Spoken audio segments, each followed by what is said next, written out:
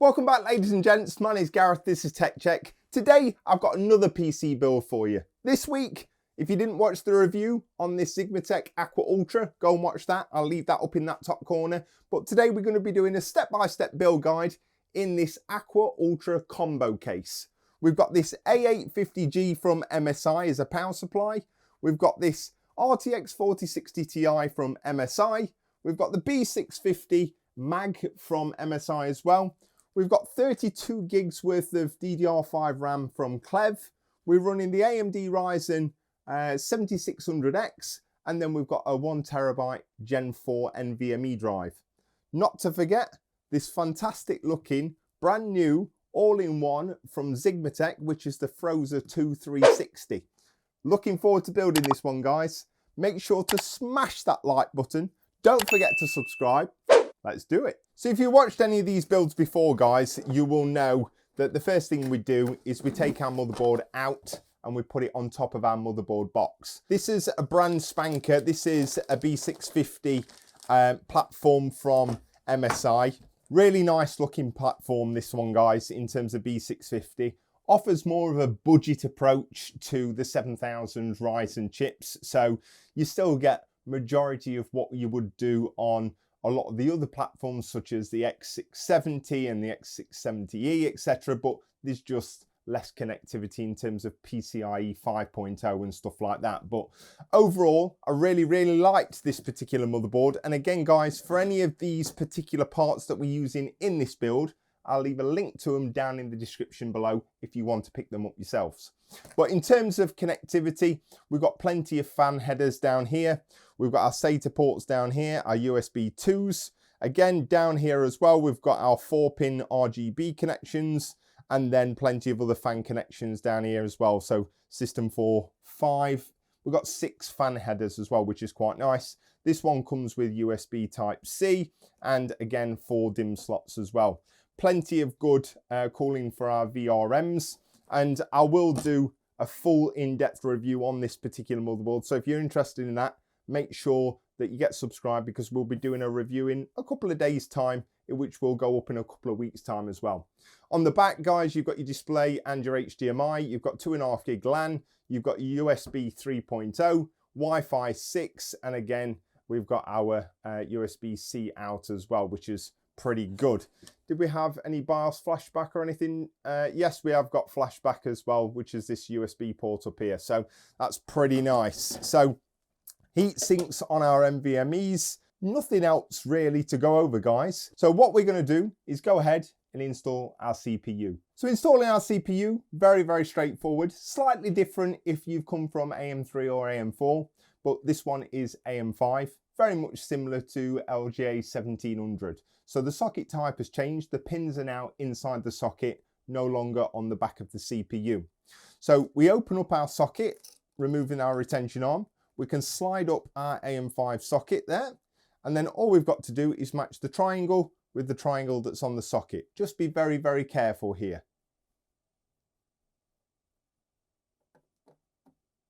There we go. Give it a little wiggle, and then we can return that socket down and fold down our retention arm.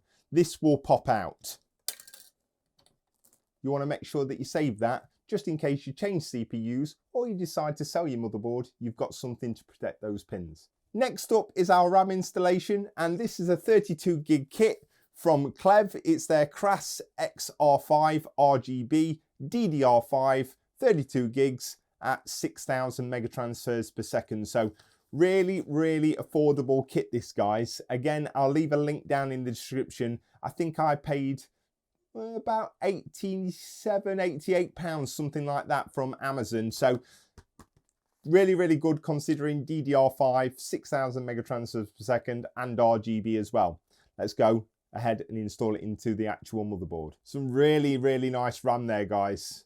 Wasn't expecting it in white. I didn't pay any attention to the actual pictures. I just actually ordered it. It doesn't really make any difference to me, but what I can say is the heat spreaders down the sides are really nice. You've got this diffused RGB filter at the top up here, pretty much liking the way that they actually look, guys. So installing 2 sticks of RAM, AM5, it's much better to go with 2 sticks of RAM until the actual platform gets a little bit more mature. What we're going to do is install in A2 and in B2. So we can open up our RAM slots like so. We line up our DIMM of RAM. We can see that it's the wrong way around. We can then pop in one side and then the other.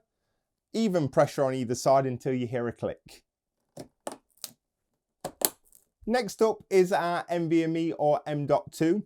We can remove the 2 screws and then remove our heatsink. We can take our M.2, place it at a 20-degree angle, push all the way in, and then push down, and it should just fit just nicely and get caught by this little catch here. We can go ahead, remove the film off the back of our heatsink, and then we can line that back up and return the 2 screws. And that's about it, guys. RAM, CPU, NVMe, all installed. Very, very straightforward. Now let's move on to installing our motherboard into our case. So our case of choice, guys, is this Xigmatek Aqua Ultra Combo. Where it gets its combo name is the top actually comes with a glass panel, but they also provide a mesh top panel as well, which I think is absolutely bang on. It's a dual chassis case, full glass tempered side panel and front. And yes, it looks slightly like the Lion Lee 011 Dynamic. But the difference is this one actually comes with 7 pre-installed fans. And again, guys, if you haven't seen the full review of this, I'll leave it up there in that corner. Go and check it out, because I think this is a very, very viable alternative. And with those included fans, it could make all the difference as well. So let's get our motherboard installed into our case. We'll undo these 2 back screws, and that there, guys, is our mesh panel. Our back panel, just undo the 2 back thumb screws, which are captive. Our front panel push up from the bottom. And there we have it, guys. Our 3 intakes at the side, 3 intakes at the bottom, and 1 rear exhaust fan. Now you could change this fan orientation around, dependent on whether you wanted a glass top or mesh top, whether you wanted your all-in-one at the side or at the top as well. Or if you're water cooling, you've got plenty of room for radiators at the bottom, the top, or at the side as well. What we need to do, guys, one of the things that I really pointed out in the review was we need to install 3 more of these standoffs before we go ahead and fit our ATX motherboard. So I've actually got this lovely little socket, guys, and these standoffs fit perfectly into it. I've just placed the motherboard in place just so I know where to actually put these standoffs, and it's into this particular hole here. We can take our motherboard back out. We can go ahead and tighten down our standoff. I just think that it's one of those things that you've bought quite a nice case, premium looking case. You shouldn't really have to go ahead and install them, but it's not the end of the world. Let's get this motherboard installed. So we'll lower our motherboard into place. Just be careful to remove this particular fan cable.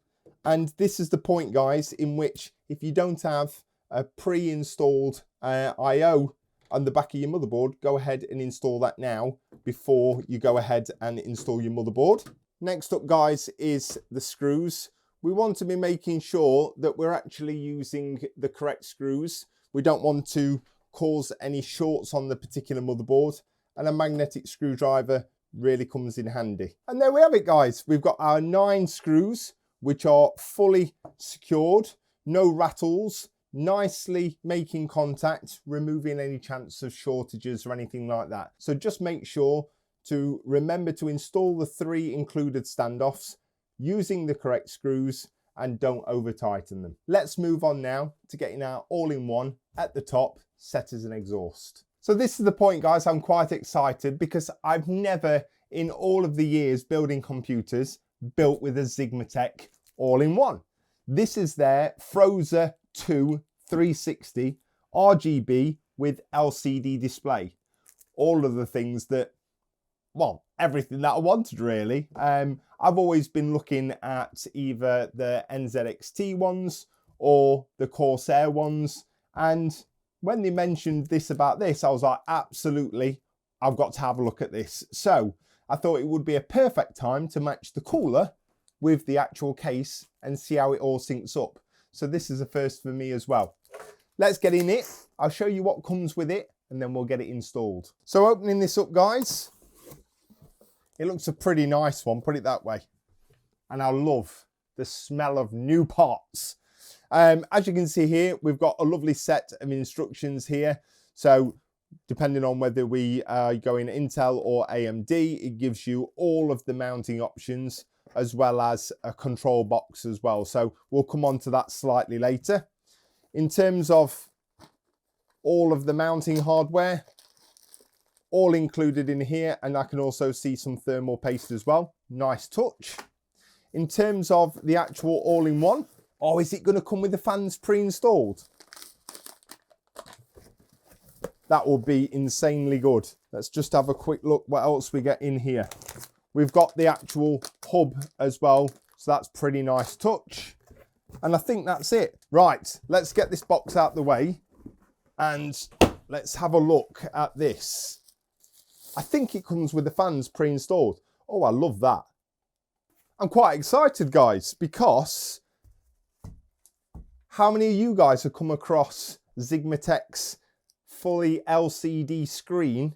And yeah, I haven't. So this is quite nice for me. So love the fact that the fans come pre-installed. Less things for the user or the buyer or purchaser or whatever you want to call them to actually do. And you can get it into the case much, much quicker. Obviously, there is a few little drawbacks. And as you can see here, there's quite a few cables. But that's because it comes with 3 120mm RGB fans.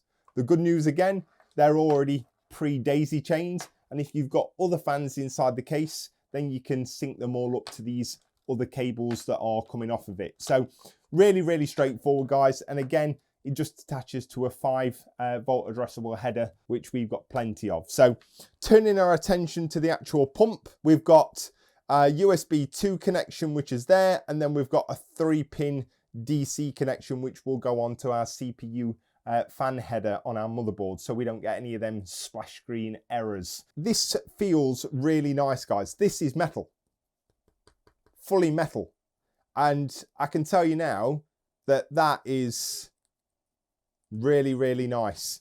The tubes are quite bendy, which is quite good. I like that. Normally they come really stiff. Now, one thing I would say is there isn't a huge amount of length. Okay, so you just need to be bearing that in mind. If we were to put it at the side as an intake, you probably get room to get it round to the CPU, but I like the fact it comes with shorter tubes because when we've got it mounted at the top of this case, we've not got these tubes pushing into that rear exhaust fan or lying all over the top of your graphics card. So I quite like that as well. I'm going to do a full review of this because I'll be interested to see how it actually performs. How easy is it to actually install? And as you've just seen there, comes with all of the mounting options with an actual hub, so you don't need to actually go out and purchase one of those. Really like that, Xigmatek. Well done, because I think this is going to look absolutely mint in there, especially with all the same fans as well. So let's get this pushed in. Really, really straightforward, guys. We'll actually install the radiator at the top straight away, and then we've got less things to actually hold, and then we'll attach our pump to our actual CPU. Let's do it. So I don't think it could be any easier than this, guys.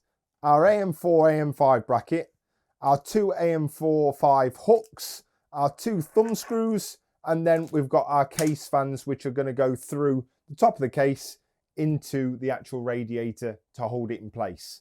In terms of the actual cooler itself, what we need to do is just ensure that we push our AM4, AM5 bracket in place, and then we're going to use the actual AM5 socket as it already is.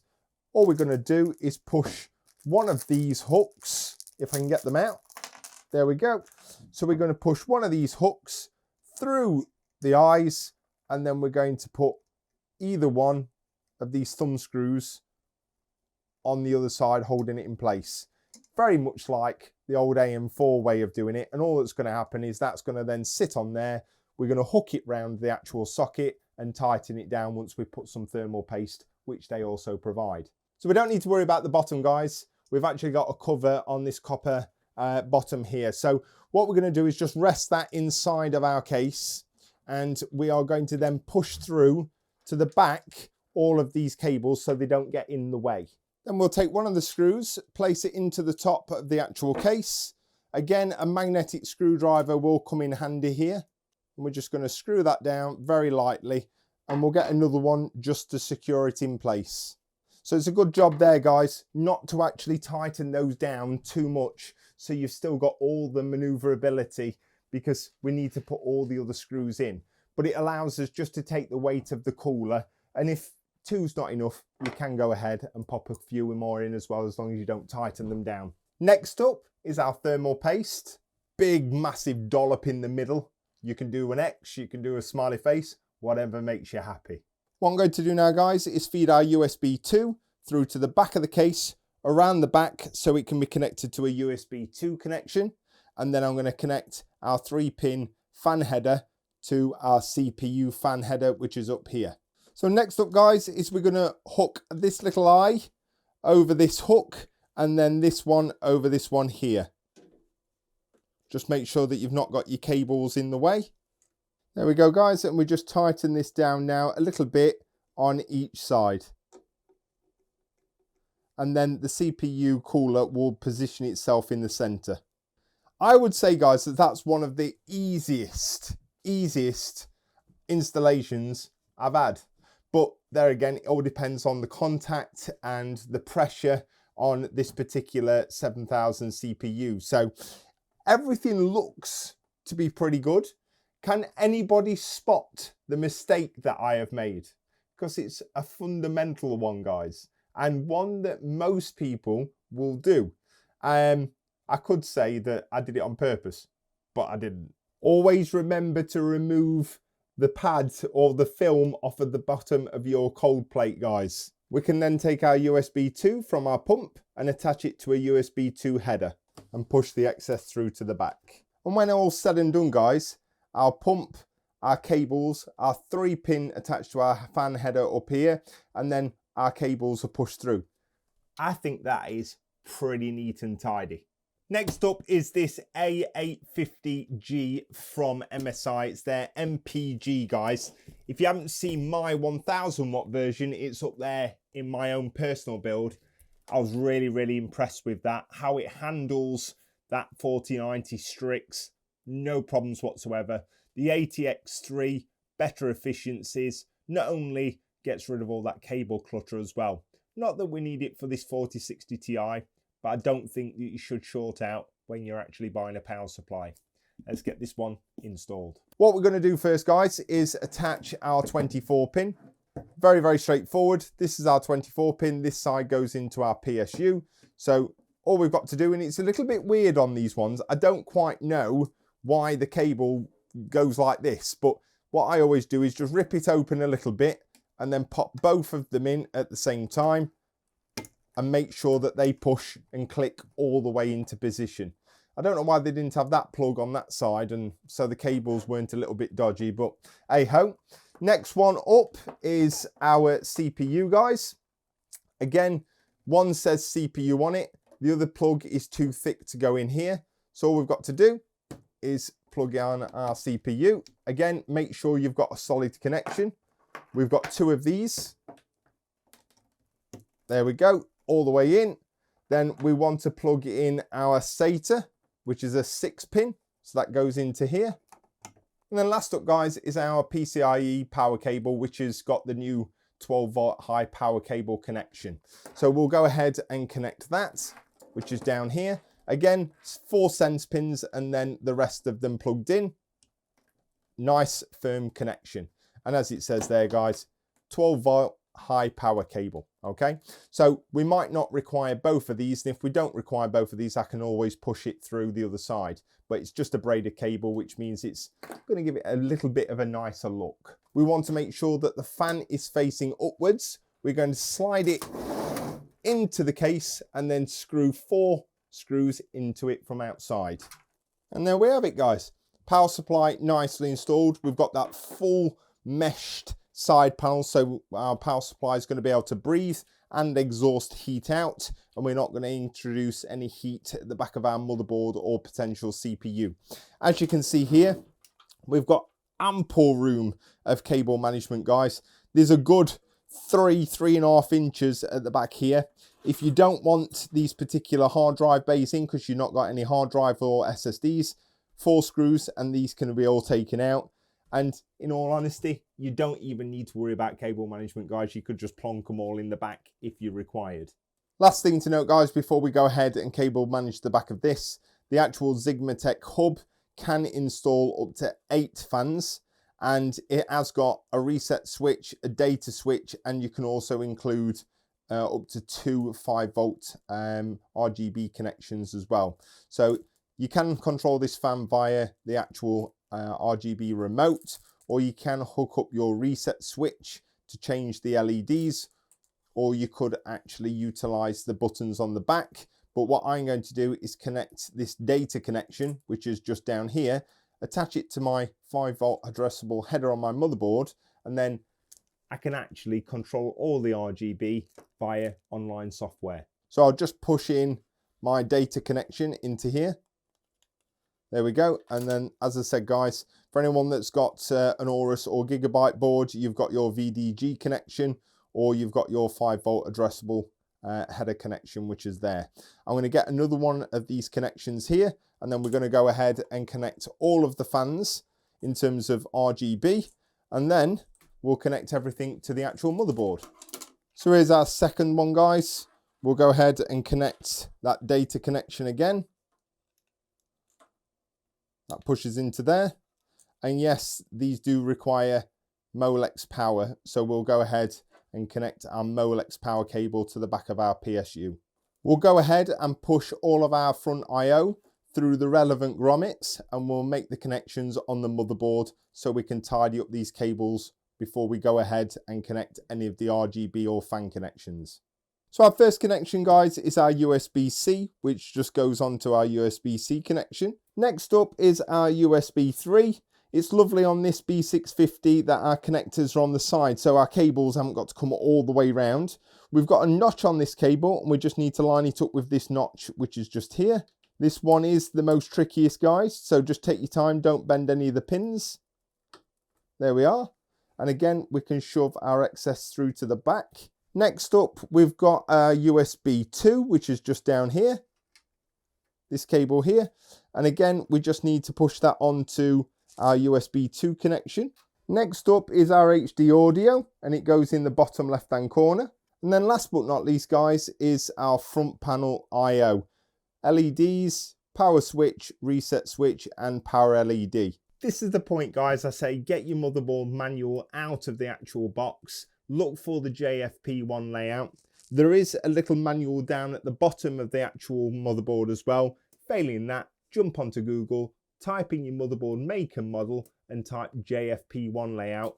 Make it big, and you'll know exactly where to connect them. One snag point here, guys, is that I'm unable to get out the EPS power cables because of the radiator, so just be wary of that. I'm now removing some of these screws, guys, so that I can slide the radiator across and hopefully get some room. Luckily enough, guys, I've only had to take 2 screws out the top, push the radiator all the way to one side, and now I've been able to get my 2 EPS 8-pin cables through. We'll go ahead and connect our 24-pin, and we'll go ahead and connect our 2 8-pin EPSs. Then we can go ahead and retighten down the radiator as well. And there we have it, guys. So nothing too much. In actual fact, I would say that's user error. 99 out of 100 times I would feed the EPS cables through. I just wanted to wait to open the brand new power supply and give you a bit of a rundown and demonstration of what it looks like, etc. But just for future reference, if you are going to be using a radiator at the top, there's plenty of room, and as you can see, I pushed that radiator to one side without taking it all the way out. So it's not Xigmatek's fault, that's user error. So again, plenty of room. Those grommets are quite large as well, guys, so it does allow you to get them through. What we'll do now is the last bit, guys, is do cable management and our graphics card. So let's get the graphics card out. Let's get that installed. We've done all the front I/O connections and motherboard connections as well. The only thing I've got to do is connect the RGB and the actual fan connections into the two hubs, provide Molex connection, and then we're all good to go. So let's get that 4060 Ti, let's get that installed. So MSI Gaming Trio 4060 Ti. I would say that this particular launch hasn't had the best receptions, guys, and it's primarily down to cost. Not to mention that I would say the 4060 Ti is somewhere between 6 and 10% better than the 3060 Ti, dependent on game, dependent on other hardware setups and things like that. It does have DLS S3, and I think the scrutiny is probably down to the cost. It's pretty expensive. When it first launched, it was like £450, and these cards just get more and more and more, guys, and it's supposed to be one of the lowest budget-friendly ranges, and obviously at £450, it's not really that budget-friendly. So a lot of people have been opting for 3070s or 3060 Ti's because of the small difference. I mean, in 4K, it is only 6 to 7 to 10% difference, so it's not that much in terms of benefit. 460 quid, you can pick a 3060 Ti up for at the minute around 260 to 270 pounds. Even the high-end models, £300. So do you go 4060 Ti or do you go 3060 Ti or 3070? I would always opt for the newer range, but it all comes down to cost. Now, what I can tell you is I didn't pay £450 for this particular model. I actually got it at a bargain, and I actually paid £340 for it. Now, I can't leave the link or the description for it. It was brand new. It is brand new. It's never been opened. But it was one of those buy quite a few deals and you'll get large discounts. So it's not been opened before. But this particular model is the X Trio. It's quite a nice card, guys. It's the 3-fan card as well. So I always think they look a little bit more substantial. The cooling and the effectiveness of them are a little bit better as well. Standard pass-through on the back of the 30 and 40 series. And you get your RGB effects on the front with the MSI logo. Always come with a nice backplate as well, MSI cards do. So this one looks a little bit more luxurious than the, shall we say, the Palix ones, or what's the other ones? The 2-card ones. They're normally quite cheap. I haven't got one here actually, but yeah, this one looks a little bit more substantial and a little bit more better looking, shall we say. So first step, installing this particular graphics card. You could offer it up to your PCIe slot, and then we're going to remove slots 2 and 3 in terms of these brackets, and then we're going to get it in place. We can offer it up by opening up our PCIe slot. I'll just turn it round slightly, see if I can see what I'm doing. There we go. And then all we're going to do, guys, is a firm push until you hear that confirmation click. We can go ahead, put in the 2 screws to hold it in place, and then we need to connect our 1 8-pin PCIe power cable. And there we have it, guys. 15 minutes later, everything's done. A little bit of cable management required. But I found out we only needed one of the RGB hubs because the top 3 fans are all daisy chained together. So I put the 5-pin addressable header to our motherboard so that I could control the actual hub itself using the data connection. And then the 3 fans for power, I put to the system fan number 3 at the bottom. Very, very straightforward, guys. I know it looked like an absolute nightmare, but all we've got to do is follow the actual fans. All the actual data and the RGB connections go into 1, 2, 3, 4, 5, 6, 7. I then plugged in the RGB for the case into the LED 5-volt addressable header, and then also for our pump into the header as well. Very, very, very easy. And guys, taking those hard drive bays out the back of this computer, it had loads of room anyway, but removing them if you don't want to do any cable management, you just want to shut that back panel because you're not going to see it. Absolute dream, guys. I promise you. There is quite a lot of tie down points. The grommets are fantastic. The cutouts are all in the right places. And to be honest, guys, it's been a long time since it's been such an easy build. And not only that, you'll see very shortly, I'm hoping that I've plugged in everything absolutely fine, but it should look absolutely amazing, all decked out with RGB. I'm not going to put the front glass panel on because I'll get a lot of glare and things like that, but one thing I am really interested in is this frozr-o because I talk a lot about the H150s and the H170s, the Elite LCDs from Corsair, all the Krakens, etc. It's nice to see somebody else on the market that not as well known, but could it actually be a real competitor? And again, we will do an in-depth review on that because they've sent it out to me free of charge for this particular build, and I'm interested to see what it looks like. Enough said.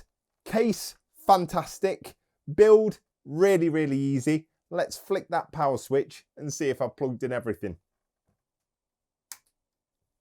Little pray to the PC gods.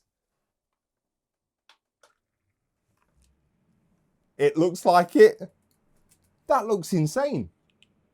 Look at the RGB light down the front.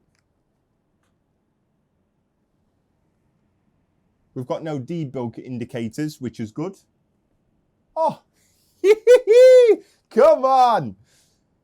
That is absolutely brilliant. I love the Clev Cras XR5 RGB RAM as well. That DDR5 RAM, I said it looked really nice. It's diffused beautifully. I'll tell you what, there's some air being kicked out of here. This is definitely the way to go, guys. If you're having this case, side mounting this all-in-one or top mounting this all-in-one is 100% going to be the best. But I think this way is going to be the best because we've got 6 intake fans, side and bottom, and exhaust through the top. And I can tell you now, guys, that is wafting some air. There's no air filter at the top up here, so it's got no restrictions. Plenty of room between this top panel and the radiator as well. Bang on.